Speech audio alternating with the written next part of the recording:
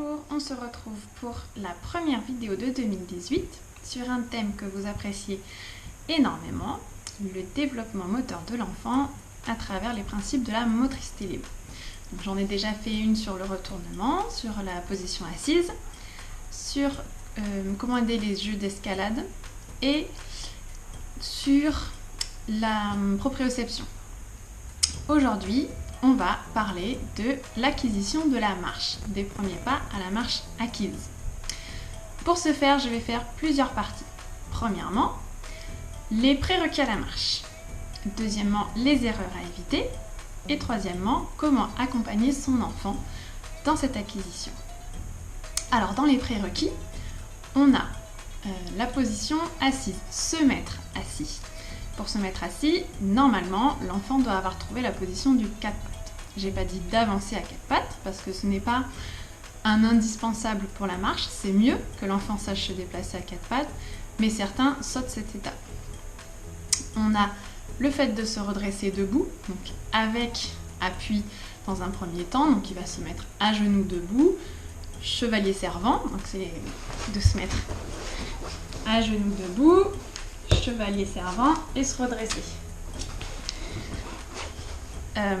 Avec appui, donc contre un support, voilà. Ensuite, il va savoir se redresser debout sans appui, donc au milieu d'une pièce.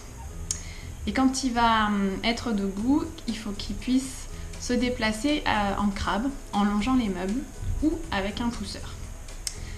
Donc voilà les prérequis. Alors, quand est-ce qu'on considère qu'un enfant marche? Il faut distinguer les premiers pas de la marche acquise. Les premiers pas, l'enfant va passer d'un support à un autre en faisant quelques pas, on va dire entre 2 et 5-6 pas.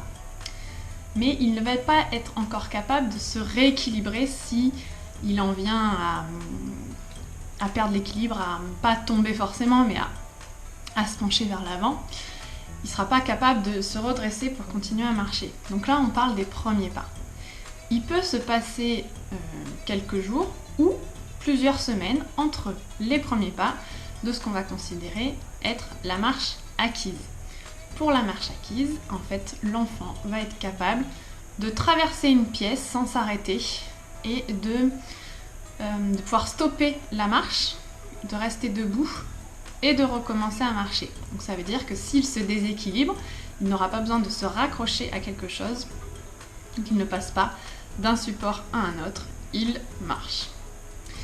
Pour ma fille, par exemple, elle a fait ses premiers pas assez tôt, vers 10 mois. Par contre, la marche acquise, elle l'a eu beaucoup plus tard, elle l'a eu 2 mois après, à 1 an. Et en fait, pendant 2 mois, elle faisait quelques pas de temps en temps, puis elle continuait à se déplacer à 4 pattes. Faut pas s'en inquiéter. Ils ont pu découvrir d'avoir quelques pas, mais trouver que le 4 pattes fonctionne quand même beaucoup mieux et rester sur ça. D'autres enfants vont faire quelques pas un jour et le lendemain traverser une pièce. Voilà, ça dépend. Chaque enfant évolue à son rythme. Au niveau de l'âge, on va prendre une grande plage.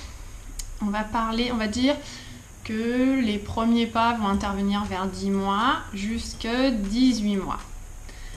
La moyenne, c'est 12-15 mois. Mais certains vont marcher encore plus tôt, on va dire que c'est très tôt. Et certains vont marcher après 18 mois. Mais c'est vrai qu'à partir de ce 18 mois, il faut commencer à surveiller.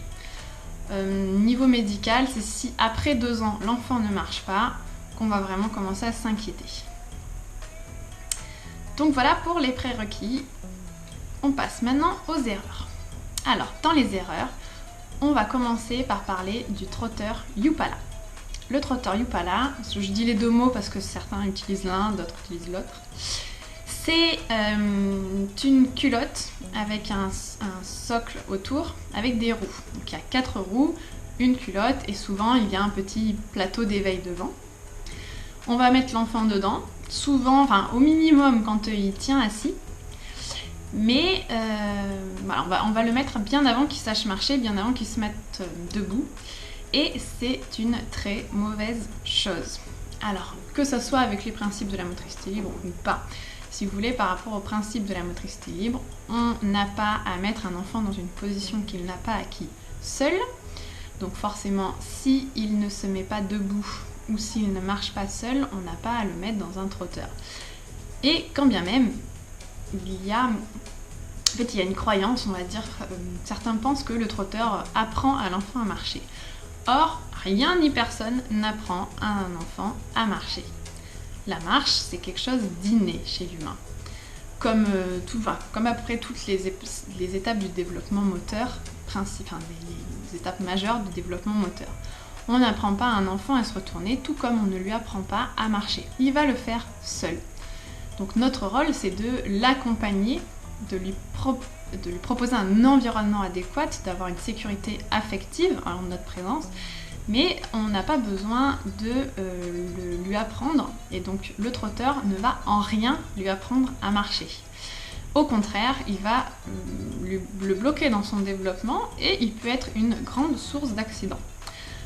En effet, le trotteur est une des principales causes d'accidents domestiques chez les bébés. Pourquoi ?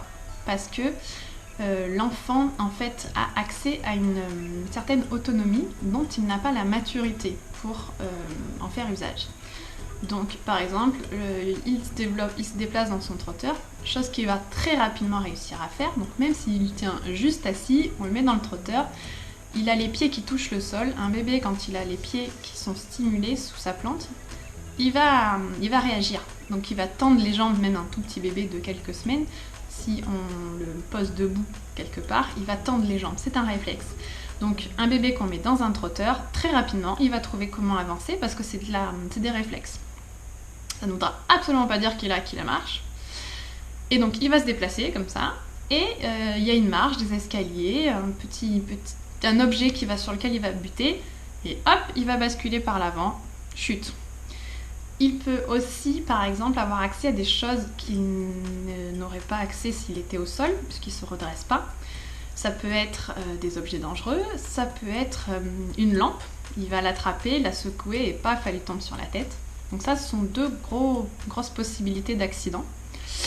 Et outre les accidents domestiques, si vous voulez, le trotteur va poser des problèmes dans le développement moteur parce que l'enfant, stimulé sur la pointe des pieds, se met sur les demi-pointes.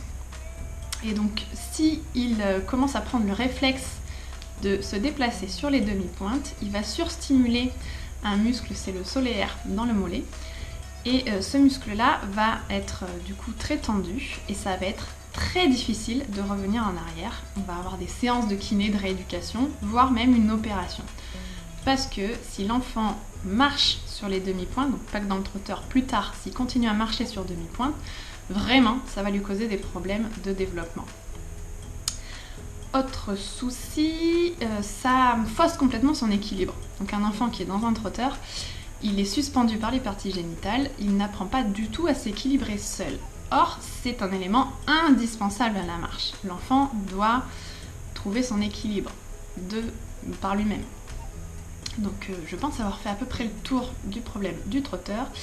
Beaucoup vont dire oui, mais si on le met que 5-10 minutes par-ci par-là, oui, la plupart des enfants n'auront pas de problème sur un tout petit temps de stimulation. Mais un enfant qui a un problème sous-jacent, le trotteur va complètement exacerber ce problème. Donc en fait, c'est un objet qui ne sert à rien, concrètement, qui coûte déjà cher, qui cause beaucoup d'accidents et qui peut causer des problèmes de développement moteur. Donc la balance bénéfice-inconvénient, elle est nulle. Enfin, il n'y a quasiment pas de bénéfices. Oui, l'enfant s'éclate dedans parce qu'il découvre de nouvelles choses. Mais il a plein d'autres choses à découvrir de manière différente. Voilà. Il n'a pas besoin d'être autonome à 6 mois dans ses déplacements. Il le sera très rapidement quand il se déplacera à 4 pattes et qu'il se redressera. On attend 1, 2, 3, 4 mois de plus et on a le même résultat sans causer de problème dans son développement. Donc vraiment, ça ne sert à rien. Sachant que dans beaucoup de pays, il est interdit à la vente. Et en France, les PMI font blocage au niveau des assistantes maternelles. Alors, il n'y a rien qui ne l'interdit dans la loi, mais c'est une très bonne chose que de l'interdire de manière non officielle aux assistantes maternelles. Voilà. Ça a permis un peu de remettre en question tout le monde. Donc voilà le gros pavé sur le trotteur. Ensuite, autre erreur fréquente, c'est de faire marcher l'enfant en lui tenant par les mains, et donc l'enfant a les bras en l'air, il est suspendu en l'air.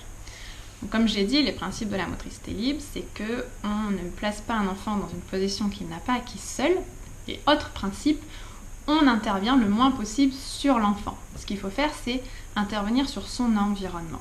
Donc, il n'y a aucune raison à faire marcher un enfant avant qu'il ne le fasse de lui-même. Et pourquoi ce n'est pas intéressant? Parce qu'en fait, on va fausser son équilibre, comme dans le cas du trotteur. On va en fait tirer, comme il est suspendu par les bras, déjà, imaginez-vous, dans la vie, personne ne marche les bras en l'air comme ça. C'est pas pour rien, c'est pas très pratique, c'est pas agréable. Et c'est pas terrible pour s'équilibrer. Pour s'équilibrer, si on vous pousse, vous allez voir que vous allez mettre les bras sur les côtés pour vous rééquilibrer. Jamais en l'air. Voilà. Donc en fait, en faisant marcher un enfant, en le suspendant par les bras, vous faussez sa perception de l'équilibre. En faussant sa perception de l'équilibre, vous retardez son acquisition de la marche, puisqu'il va devoir retravailler à chaque fois sur retrouver ses appuis sans aide. Vous ne l'aidez pas, vous êtes un frein en faisant comme ça. Je vous donnerai évidemment des exercices, des petites situations, comment l'accompagner, mais pas comme ça en tout cas. Autre petit souci, autre petite erreur fréquente, c'est qu'on a tendance à, pour pousser l'enfant à faire ses premiers pas, il est accroché à sa table, à sa chaise ou quoi, il est accroché, il prend appui. Vous vous mettez 1 mètre plus loin et vous tendez les bras en lui disant « Viens voir maman, viens voir papa ».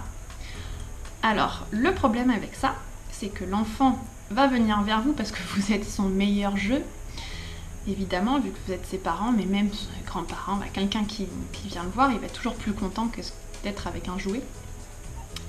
Et donc, qu'est-ce que fait l'enfant? C'est qu'il va se jeter dans vos bras. Donc, au lieu de chercher à s'équilibrer, il va tomber en avant dans vos bras. Et donc, s'il prend ce réflexe-là, et bien quand il va vouloir aller se raccrocher à quelque chose, il va se jeter en avant et il ne va pas travailler son équilibre avec ça. C'est pas une erreur qui est très très grave, mais c'est vrai qu'il vaut mieux éviter. Je vous expliquerai comment après. 4e erreur fréquente, les chaussures. Alors, les chaussures, c'est un peu le problème de la vieille école, la nouvelle école. Beaucoup de vendeurs de chaussures sont sur des vieux principes. Votre entourage peut être également dans ce cas-là.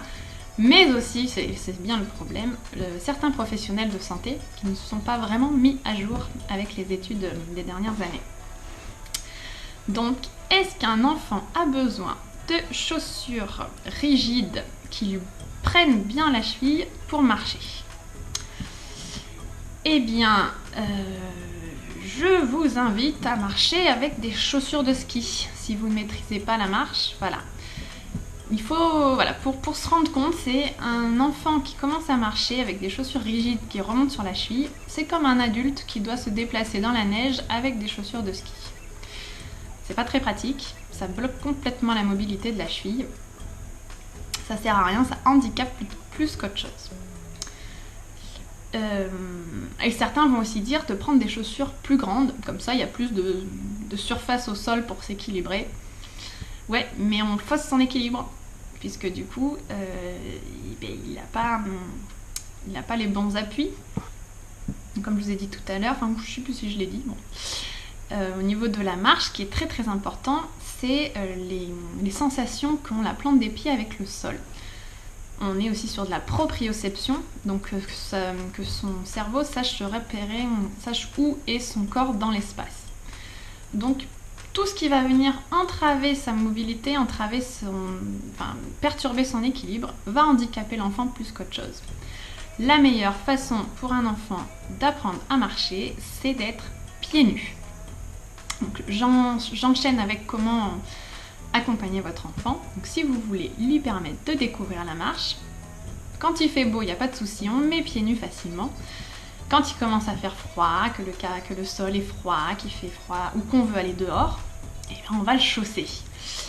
Sachant qu'avant qu'un enfant sache marcher, ça ne sert à rien de lui mettre des chaussures. Parce que les chaussures vont servir uniquement à protéger le pied du sol et de l'extérieur. Donc en fait, les chaussures ne servent qu'en extérieur. Un enfant qui ne sait pas marcher, ne marche pas à l'extérieur. Donc dans un premier temps, vous allez lui mettre des chaussons pour la maison quand il fait froid. Ça, vous pouvez lui en mettre dès la naissance, hein, évidemment. Et pour ne pas entraver sa mobilité, que ça soit c'est très important aussi pour le 4 pattes, parce que des chaussures rigides, l'enfant n'arrivera pas bien à avancer à 4 pattes. Donc on va partir sur des chaussons souples.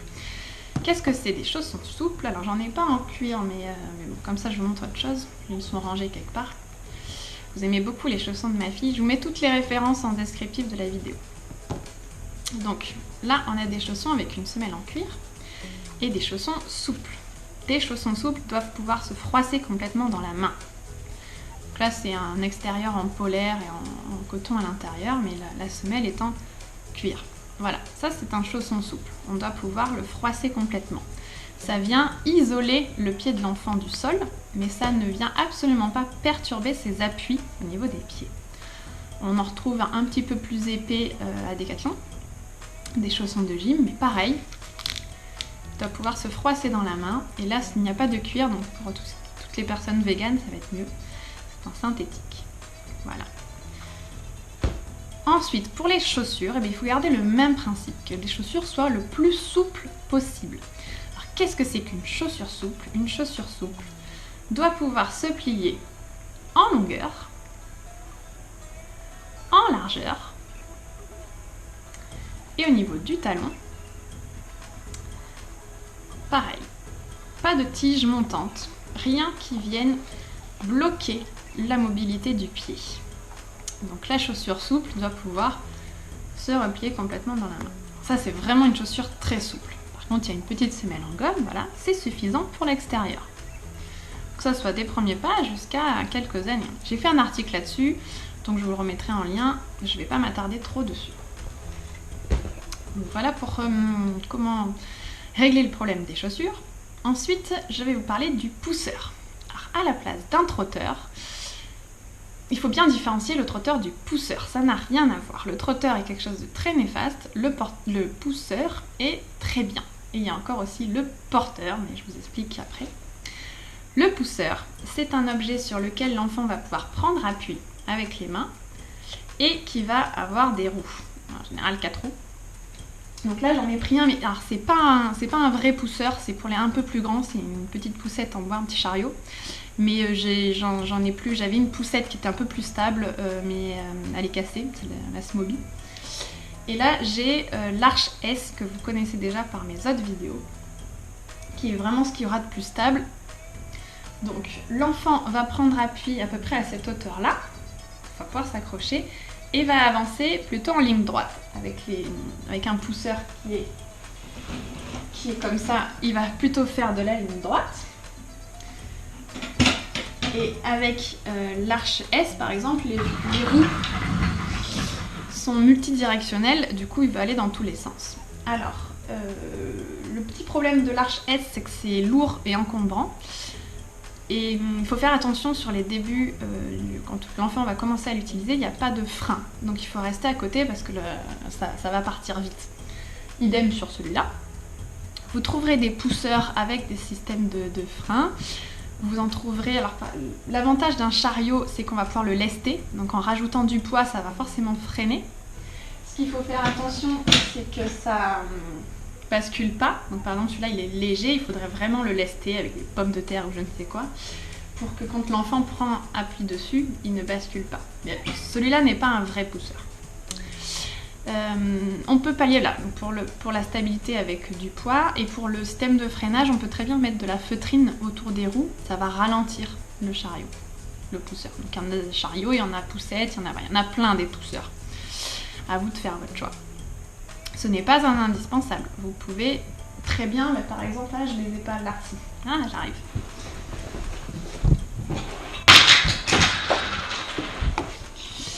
Le petit tabouret Ikea par exemple, à la bonne hauteur, donc l'enfant va pouvoir prendre appui dessus, et en fait en glissant au sol, il va pouvoir aussi se déplacer. Donc un carton, une caisse peut suffire tant que ça glisse sur le sol, pas besoin d'avoir des roues. Voilà, donc vous pouvez très bien faire avec quelque chose de la maison.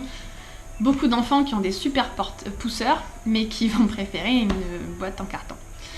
Voilà. Donc ça c'est si on veut lui proposer un outil pour se déplacer avant qu'il marche, sachant que on peut très bien utiliser un pousseur pendant longtemps. Ma fille a 2 ans, elle continue à s'éclater avec cette petite poussette là, même si c'est plus une poussette qu'un pousseur.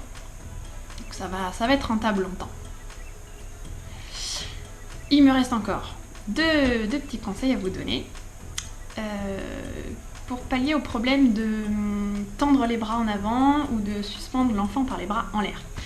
Ce que vous pouvez faire, c'est de servir vous-même de pousseur. Donc en fait, vous allez vous placer derrière l'enfant, vous placez vos mains à plat comme ça vers le haut et l'enfant va venir prendre appui sur vos mains, comme ça, il va s'appuyer dessus et c'est vous qui allez le suivre. Donc c'est lui qui va se diriger, vous le suivez comme ça, à genoux par exemple.